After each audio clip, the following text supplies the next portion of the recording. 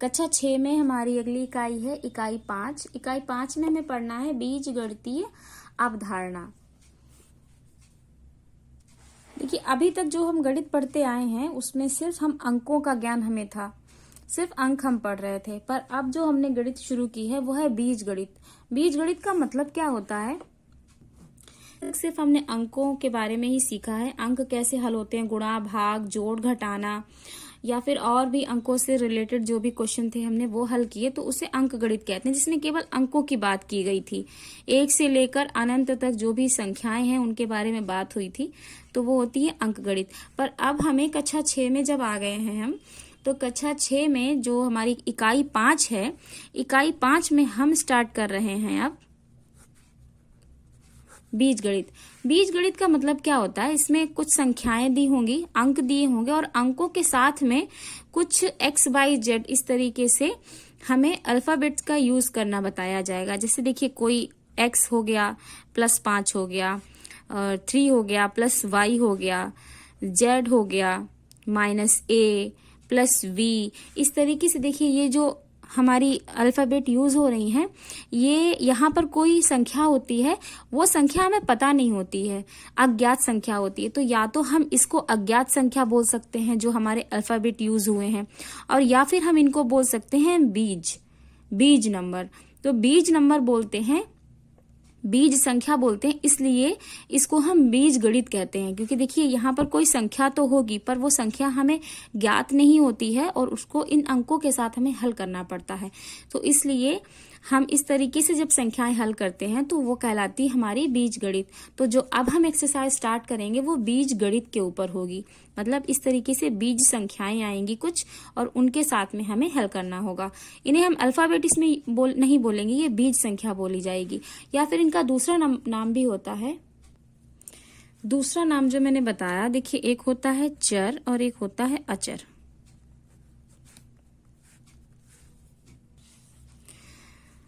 तो चर जो है, चर में क्या होता है? x, y, a, b, c, जो भी अल्फाबेट हमारा यूज होगा, जरूरी नहीं कि इन्हीं के बारे में बोल रही हूं, a to z जो भी अल्फाबेट यूज होगा वो चर कहलाएगा इसमें। और अचर में क्या आएगा? अचर में आएगी संख्या।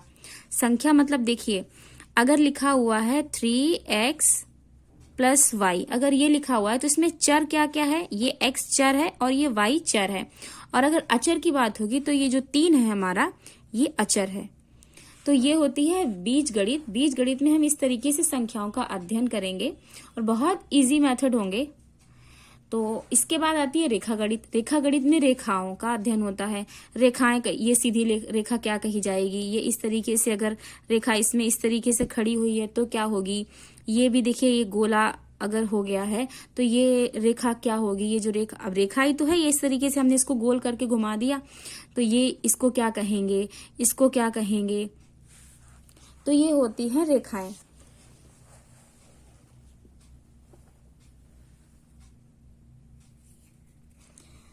इस तरीके से देखिए, गणित को 3 भागों में बांट दिया जाता है। अभी तक हम पढ़ते आए हैं केवल अंक गणित, अब हम शुरू करेंगे बीज गणित, और यहीं से शुरू होगी फिर रेखा गणित। कुछ चैप्टर्स के बाद में रेखा गणित भी शुरू हो जाएगी।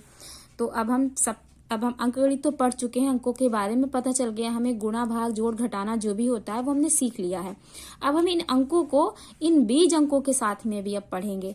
बीज अंक x, y, z, a to z जो भी नंबर होंगे उनके साथ पढ़ेंगे, कुछ अज्ञात नंबरों के साथ में, उसको कहेंगे हम बीज गणित। अब हमारा शुरू हो रहा है अभ्यास 5A बीज गणित में। तो देखिए, सबसे पहला क्वेश्चन हम स्टार्ट करते हैं। कह रहा है, शिक्षक प्रत्येक शिक्षार्थी को 3 पेंसिल देते हैं। कोई एक शिक्षक है, अपने क्लास के बच्चों को 3 पेंसिल देते हैं। यदि कक्षा में प्रत्येक शिक्षार्थी को, प्रत्येक मतलब अगर 10 बच्चे हैं तो हर एक को 3-3 पेंसिल दी जा रही हैं। तो कह रहे हैं, यदि कक्षा में शिक्षार्थियों की संख्या x है। अब x देखिए दे दिया है, मतलब संख्या तो है, लेकिन यह नहीं बताया है कि कितनी संख्या है, 10 है कि 20 है कि 50 है कि 60 है, कितनी संख्या है ये नहीं बताया है, लेकिन ये संख्या तो है। तो ये x को क्या बोला जाएगा? अज्ञात नंबर। ये अज्ञात नंबर है। हो तो बताइए, शिक्षक शिक्षार्थियों को कुल कितनी पेंसिल देते हैं? तो जब पता ही नहीं है कि शिक्षार्थी कितने हैं, संख्या कितनी है, तो क्या पता कितनी पेंसिल लगेंगी। जैसे माना कि x की जगह पे 10 होता तो 10 तियां 30, हर एक बच्चे को 3-3 पेंसिल दी जाती तो 30 हो जाती। पर यहाँ x की जगह पे बताया ही नहीं गया कि x बोल दिया गया, संख्या तो बताई नहीं गई है। तो देखिए जब हम प्रश्न लगाएंगे तो क्या करेंगे, प्रत्येक शिक्षार्थी को मिली पेंसिलों की संख्या, तो हर एक शिक्षार्थी को कितनी पेंसिल दी गई है, 3।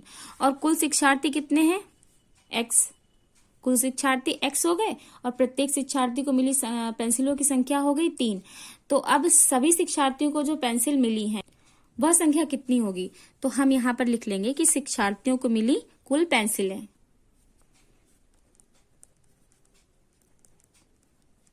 शिक्षार्थियों को मिली कुल पेंसिलें कितनी हो जाएंगी, 3 गुणा x, तो टोटल हो जाएगा 3x। देखिए क्यों होगा 3x, ये आंसर आ जाएगा क्यों होगा 3x। माना कि क्लास में अगर x की जगह पे अगर 50 बच्चे होते और हर एक बच्चे को 3 पेंसिल मिली हैं, तो हम क्या करते, 50 की और 3 की गुणा ही तो करते, तो यहाँ पर हो जाता 150। लेकिन अब हमें ये तो संख्या पता ही नहीं है कितनी, यहाँ पर बोल दिया गया है कि x है। तो जब पता ही नहीं है x है तो क्या करेंगे, उस x की गुणा कर देंगे हम 3 से। अब ये अल्फाबेट की और संख्या की गुणा कैसे होती है, कुछ नहीं करना पड़ता है। देखिए जो भी हमारे पास अल्फाबेट होगा उसके गुणे में हमेशा 1 होता है। जैसे यहाँ पर 1 था और यहाँ 3 था और हमें 3 और x की गुणा करनी थी। तो देखिए जो भी अल्फाबेट होता है उसके गुणे में हम मानते हैं 1, गुणे में हम क्या मानते हैं, 1 मानते हैं। अब क्या करते हैं, देखिए संख्या की गुणा होती है, कभी भी संख्या की अल्फाबेट से गुणा नहीं होती है। तो 3 की गुणा हम जब 1 से करेंगे तो 3 एकम आ जाएगा हमारा 3, और x की गुणा x को ऐसे ही लिख देंगे साथ में, तो ये हो गया 3x। इस तरीके से होती है हमारी संख्या की और अल्फाबेट की गुणा, तो इसलिए आया ये 3x। अब नेक्स्ट क्वेश्चन जब करेंगे हम, तो इसमें देखिए कह रहा है अपनी उत्तर पुस्तिका पर रिक्त स्थानों में संख्याओं की जगह कोई बीज लिखिए और बताइए कि उनका प्रत्येक किस संख्या के लिए किया गया है। तो देखिए 12 + 5 = 17 हुआ, तो यहाँ पर ऐसी कौन सी संख्या लिखेंगे कि +5 = 17 हो जाएगा। तो आपको कुछ भी नहीं करना है, जहां जहां पर बॉक्सेस हैं वहां पर आपको x लिख देना है। तो जब हम यहाँ पर x लिख देंगे तो ये हो जाएगा x + 5, क्योंकि इन्होंने कहा ही है इसमें कि जगह कोई बीज लिखिए, कोई भी बीज संख्या लिखनी है। तो बीज संख्या का मतलब बता चुकी हूँ मैं, A to Z जो भी हमारे अल्फाबेट होंगे वो बीज नंबर ही कहलाएंगे, क्योंकि वो अज्ञात नंबर होते हैं, हमें उनकी जगह पे नंबर नहीं पता कितना होता है। तो ये हो गया हमारा x + 5 = 17 हो जाएगा। तो हमने x किसकी जगह पे आया है, x 12 की जगह पे आया है, तो x बराबर यहाँ पर हो जाएगा 12। यहाँ 10 यहाँ पर बॉक्स है, यहाँ x लिख देंगे। तो ये जो x है वो किस नंबर की जगह पे आया है, 10 की जगह पे, तो यहाँ x बराबर कितना हो जाएगा, 10। सेकंड में, थर्ड में देखिए यहाँ हम ये वाला बॉक्स है, यहाँ पर भी x लिख देंगे। तो ये जो x है हमने किस नंबर की जगह पे लिखा है, 4 की जगह पे, तो यहाँ x बराबर 4 हो जाएगा। फिर देखिए ये बॉक्स है, यहाँ भी हम x लिख देंगे। जब यहाँ x लिखेंगे तो ये x किस नंबर की जगह पे आया है, 5 की जगह पे, तो x बराबर यहाँ हो जाएगा 5।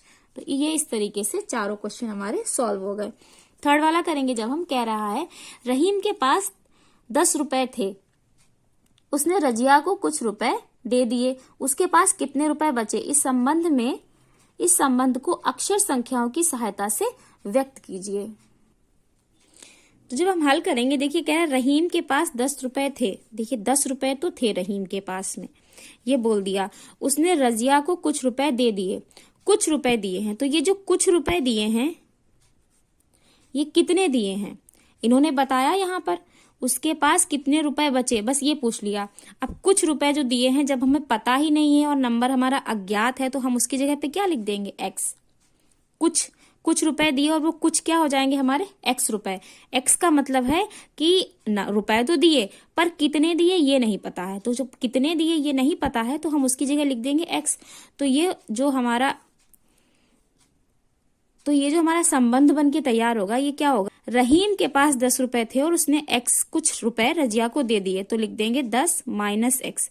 देखिए 10 रुपए रहीम के पास हैं और उसने कुछ रुपए दे दिए रजिया को, तो ये लिख देंगे 10 माइनस एक्स, मतलब ये एक्स रुपए दिए हैं और एक्स की जगह पे हमें नहीं पता है कि कितनी संख्या है। तो ये हमारी जो सारणी बनके तैयार हो जाएगी वो हो जाएगी 10 माइनस एक्स। नेक्स्ट करेंगे, एक बगीचे में कुछ पेड़ थे। कुछ पेड़ थे, कितने पेड़ थे बताया गया नहीं, तो कुछ बताया। अगर बोला गया है कि कुछ पेड़ थे तो कुछ की जगह हम मान लेंगे एक्स, कि एक्स पेड़ थे। फिर है 50 पेड़ और लगा देने पर पेड़ों की संख्या 120 हो गई।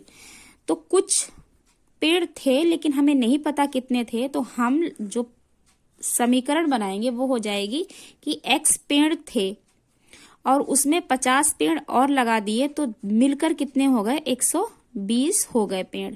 इस कथन को अक्षर की सहायता से व्यक्त कीजिए। तो देखिए ये हो गया हमारा समीकरण, इस तरीके से तैयार होगा। हमें पता नहीं है कि कितने पेड़ थे तो हमने लिख दिया x उसकी जगह पे। फिर कहा है कि 50 पेड़ और लगा दिए गए तो हमने 50 पेड़ इसमें और लगा दिए। देखिए कहा गया 50 पेड़ और लगा देने पर जो पेड़ों की संख्या है, मतलब ये पेड़ और ये पेड़ मिलकर हो गए 120 पेड़। तो टोटल ये समीकरण आएगी। तो इस समीकरण से हम ये भी निकाल सकते हैं कि पेड़ यहाँ पर थे कितने। देखिए अगर निकालना आए तो कैसे निकालेंगे, जो x है उसको रोक लेंगे यहीं पे हम, बराबर 120 लिखेंगे और x के पास की जो संख्या है इसको बराबर के दूसरी साइड भेज देंगे। तो x के पास जो संख्या है वो है प्लस में, और जब बराबर की दूसरी साइड भेजेंगे तो वो हो जाएगी माइनस में। अगर प्लस में संख्या होती है तो बराबर की दूसरी साइड भेजने में वो माइनस की हो जाती है, और अगर यहाँ पर माइनस की होगी तो इधर भेजेंगे तो वो प्लस की हो जाएगी। तो देखिए x लिख लिया क्योंकि x निकालना है, 120 का भी हमें कुछ नहीं करना, 120 भी ऐसे लिख लेंगे। 50 इसके पास दिया है तो 50 को यहाँ भेज देंगे, ये हो जाएगा -50, बराबर जब माइनस करेंगे तो ये आ जाएगा 70। तो टोटल पेड़ जो है ना x की जगह पे वो 70 थे, उसमें 50 हमने जोड़ दिए, 50 और लगा दिए तो 120 हो गए। लेकिन अभी आपको यहाँ तक हल नहीं करना है, अभी आपको सिर्फ यहीं तक हल करना है, ये वाली समीकरण बस। तो 5th वाला क्वेश्चन देखिए क्या कह रहा है। कह रहा है अक्षर n और m के प्रत्येक प्रतिरूपों को तीलियों से बनाने के लिए आवश्यक तीलियों की संख्या लिखिए। तो कितनी तीलियों की संख्या की आवश्यकता होगी, यह नियम ज्ञात करना है, और नियम लिखने के लिए एक चर का प्रयोग कीजिए। तो देखिए चर मैंने बताया था स्टार्टिंग में, जब ये चर मैंने यहीं पे बता दिया था कि चर जो है कहते हैं x y a b c a to z जितने भी अल्फाबेट होंगे जो प्रयोग होंगे हमारे बीज गणित में उन्हें कहेंगे चर। और अचर मतलब कोई भी संख्या, कोई भी संख्या 1 से लेकर के अनंत तक अगर कोई संख्या है तो उसे कहेंगे अचर, और चर जो होगा वो A to Z होगा चर। तो अब इन्होंने यहाँ क्वेश्चन में भी यही चीज कह दी है कि नियम लिखने के लिए एक चर का प्रयोग कीजिए। तो चर मतलब कि A to Z कोई अल्फाबेट का यूज करना है और एक संख्या का भी यूज करना है। तो 5th क्वेश्चन हम कैसे लगाएंगे, देखिए n में कितनी तीलियों का यूज करेंगे। अगर हम जैसे माचिस की तीली लेते हैं तो माचिस की तीली जब हम लेंगे तो उसे किस तरीके से रखेंगे, एक तीली हम ऐसे रखेंगे, एक तीली हम ऐसे रखेंगे और एक तीली हम ऐसे रखेंगे, तभी तो n बन के तैयार होगा। और m अगर हम बनाएंगे तो देखिए एक तीली ऐसे रखेंगे, एक ऐसे रखेंगे, एक ऐसे रखेंगे और एक ऐसे रखेंगे, तभी तो हमारा n और m बन के तैयार हो गया। अब आप बताइए कि n बनाने के लिए कितनी तीलियों की आवश्यकता हुई, 1 2 3, तो हम लिख देंगे 3। और क्योंकि इन्होंने कहा है कि एक चर का भी प्रयोग करना है तो यहाँ लिख देंगे हम 3n। n का मतलब होता है कि कोई भी संख्या, तो यहाँ लिख देंगे हम n, ठीक है। और m को कितनी तीलियों की आवश्यकता हुई, 1 2 3 4, 4 तीलियों की आवश्यकता हुई तो 4 लिख देंगे, n लिख देंगे। जरूरी नहीं आप n लिखें, आप 3a लिख सकते हैं, 4a लिख सकते हैं। a ये जो अल्फाबेट यूज किया है यहाँ पर आप कोई भी अचर नंबर लिख सकते हैं, यहाँ पर आप कोई भी चर नंबर लिख सकते हैं।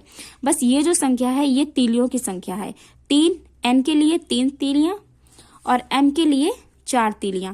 अब इसके पास में यहाँ पर जो हमें लिखना है ये चर नंबर आप कुछ भी ले सकते हैं, a से लेके z तक। आप z लिख सकते हैं, आप 3y लिख सकते हैं, 4y लिख सकते हैं। आपको कोई एक चर लिखना है साथ में तो आप कोई भी एक चर लिख सकते हैं। बस संख्या ये रहेगी तीलियों की, जो इसमें जितनी तीलियां लगेंगी वो यहाँ पर लिखी जाएगी। बाकी आप कोई भी चर प्रयोग कर सकते हैं।